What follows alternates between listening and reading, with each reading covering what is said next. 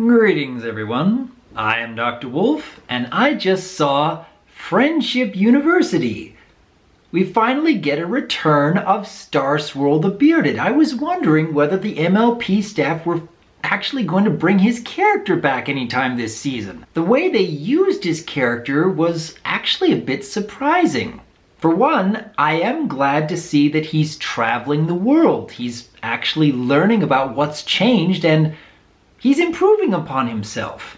He's understood that he's made mistakes, that he's not quite as knowledgeable about magic as he supposed he was, and that he's going to take the role of being a student. And the way this episode is set up, they kind of run with that. The whole concept of making a friendship university a competing school against Twilight's School of Friendship in the first place, I admit that's something I didn't really see coming. And of course what makes it all the more interesting is the fact that, hey, this is another plan put together by Flim and Flam. Not something I would have really thought could work, but hey, let's start from the beginning here. This episode is going to be focused more on Twilight and Rarity, and Cozy Glow, who we haven't seen in quite some time, drops by Twilight's office and just happens to have a stack of flyers for this Friendship University.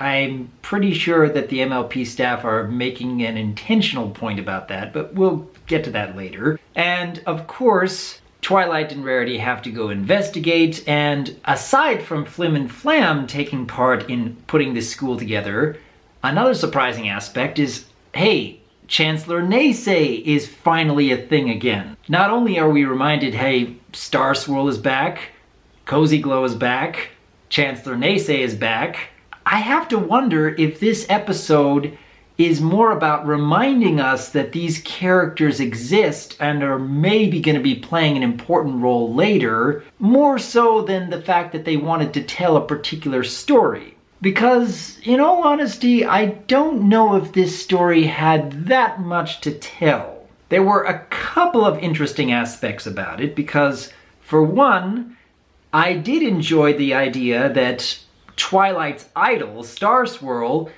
is going to learn from ponies other than herself. And yes, setting up the idea that she's trying to discredit Flim and Flam not because, hey, in the past they've gone through con after con after con, but because she's jealous. That could work for a story. That can really work. But I don't know if there was that much really interesting to keep the story going. More often than not, I feel like the writers were kind of filling up scenes with fluff, for lack of a better word.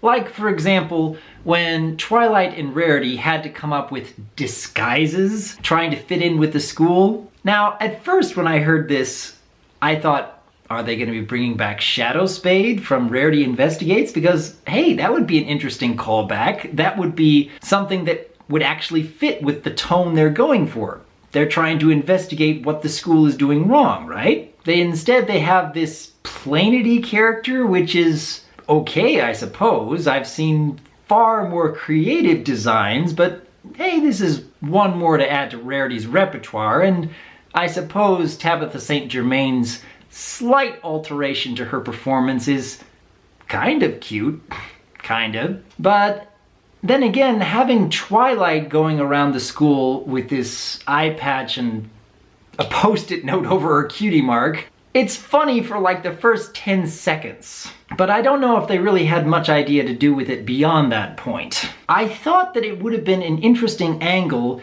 if they were to explore more of the idea of having universities or colleges set up to be for-profit, trying to entice potential students by getting your education in half the time and showing the dangers that come with that, because it looks like they were trying to set that up early on, and that could have been something very relevant for today. I honestly think that that's something a little dangerous for people to be drawn into without knowing whether this particular school is actually going to lead them into a career that's going to be worthwhile once they graduate. That could have been something extremely useful for this episode to teach. I don't know whether the kids would have been able to pick up on that very easily, but it actually would have been particularly interesting for a lot of the older audience. I don't know.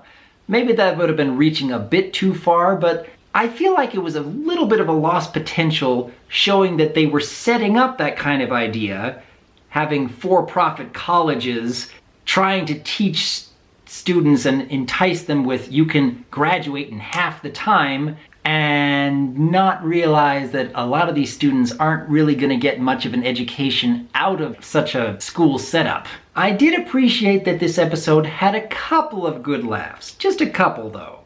Like, for example, again, the disguises are kind of intentionally awful. And that did give me a quick little chuckle. I think a better moment of laughter was actually closer to the end when Plainity reveals herself to be Rarity, and Flim and Flam are like, who? It passes by so quick, but hey, that's actually pretty good right there. But honestly, the most interesting aspect of this episode in my mind is potentially what they are setting up for future stories. I can remember saying long ago when Cozy Glow was first introduced to the series that there was something off about her character. I kept getting this weird vibe, like the MLP staff were giving us this subtle hint that there was something wrong about her character, even though we didn't know what. And in Friendship University, I think they are giving us some very clear signs, yeah, there is something going on, and yeah, you will see soon enough. Because, set up at the beginning, she's the one who shows Twilight these Friendship University flyers. But the much bigger red flag is right towards the end. I don't understand how Flim and Flam could have gotten a copy of your book, and immediately after, Cozy Glow comes into the room. Yeah, you know that the writers are setting something up right there, and the fact that Chancellor Neighsay is featured in this same episode, you have to think that the two of them are very likely working together, don't you think? I mean, how else would Flim and Flam get a copy of this book and be so quickly accredited by Chancellor Neighsay unless Cozy and Neighsay are working together, don't you think?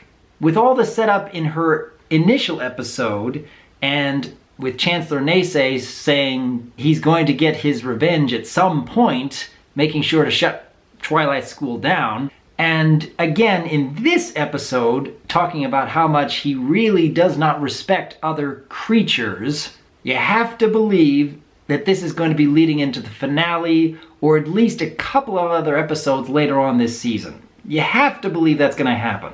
But the fact that the subtle things in the background are actually more engaging than the main plot threads this episode is presenting, I don't think that speaks very highly of what's currently there.